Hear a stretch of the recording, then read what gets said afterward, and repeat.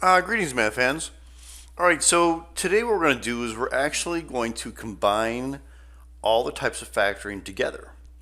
Okay, so you've learned grouping, you've learned greatest common factor, you've learned trinomials where you use the factor box, you've learned difference of two squares, you've learned difference in sum of two cubes, and so basically the key here today is this greatest common factor first. That's kind of the key, math fans. Okay, you're going to look for the greatest common factor first. You're going to take that greatest common factor out, you're going to factor it out, and then you're going to look to see if it's another trinomial or maybe a difference of two squares or some two cubes or whatever.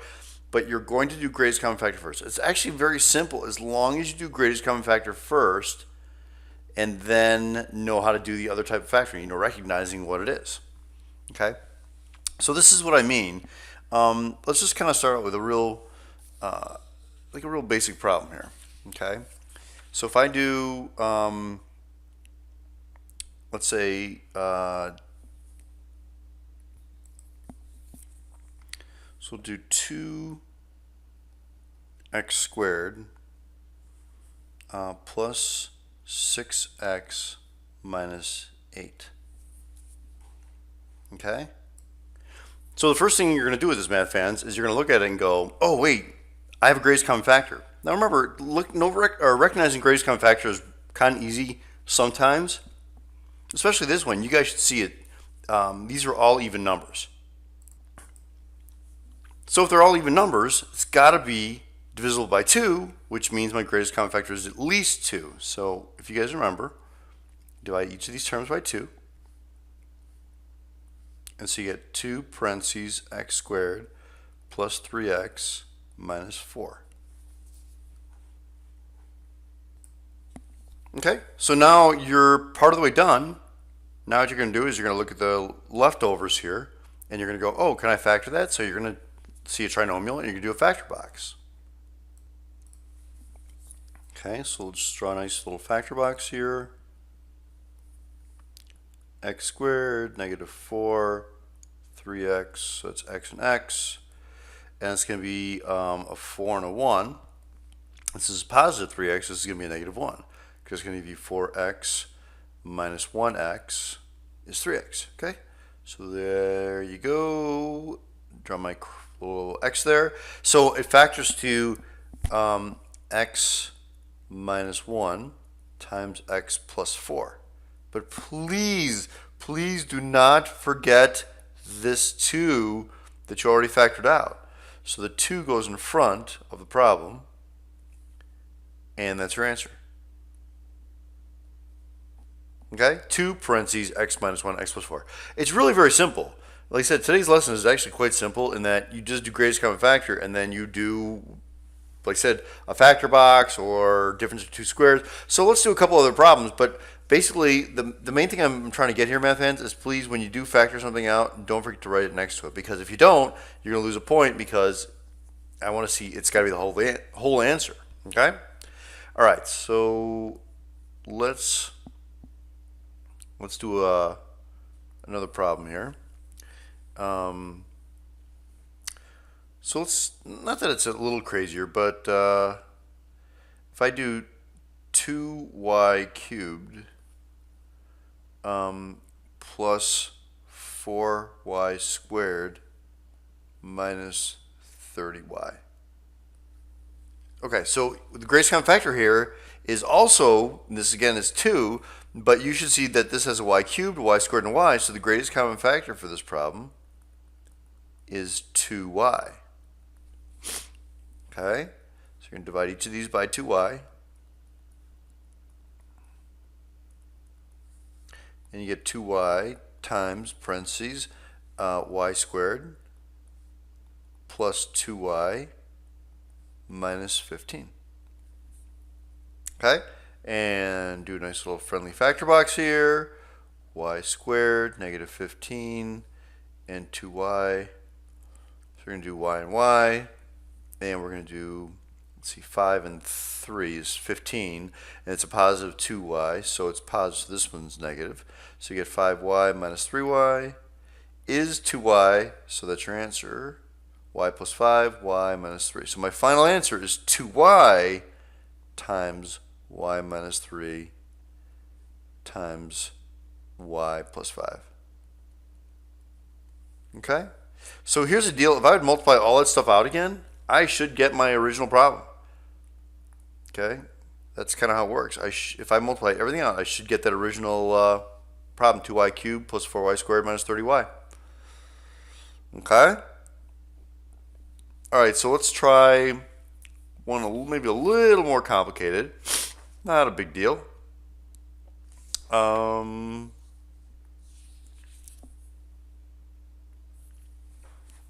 Okay, so how's this one? Let's do 9 y cubed minus 3a squared minus 12a. Okay, it's kind of a nice one. Okay, so what's my greatest common factor? You guys should look at it and go 3a, because 3 goes into 9, 3 goes into 3, 3 goes into 12. So greatest common factor is 3a. So we're going to divide each of these by 3a.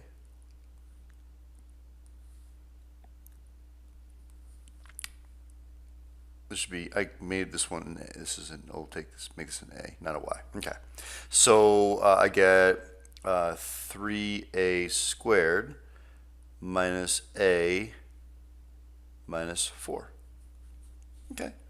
So it's a little more complicated, not a big deal. 3a squared, negative 4, negative a. So I get 3a and a. And this is going to be 1 and negative 4, I believe, because it's 3a minus 4a is negative 1a. Beautiful, beautiful. All right, perfect. So that's 3a minus 4, a plus 1. So my final answer, don't forget that 3a times 3a minus 4 times a plus 1. Okay? That's not bad. All right, let's try, just do another one here with, how about this? We'll do 3x squared minus 75. So it's two terms. So think difference of two squares. But you look at this one, you're like, well, wait a second, 3 and 75 are not difference of two squares. Well, okay. So let's look for greatest common factor. Certainly not 2, because 3 is not and 75 aren't even numbers. Well, let's just try 3. And I don't care if you type this in your calculator, but 75 divided by 3 is 25. So you really get this, x squared minus 25. Okay? And then you should look at x squared minus 25 and go, oh, that's a difference of two squares. Square root of x squared is x. Square root of 25 is 5. So it's going to look like this. Plus and minus, right? So it's x plus 5, x minus 5. And there you go. That's your answer. What? It's not bad, right? Okay. Let's do another one here.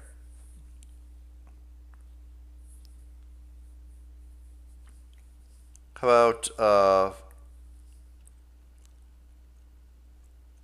4x cubed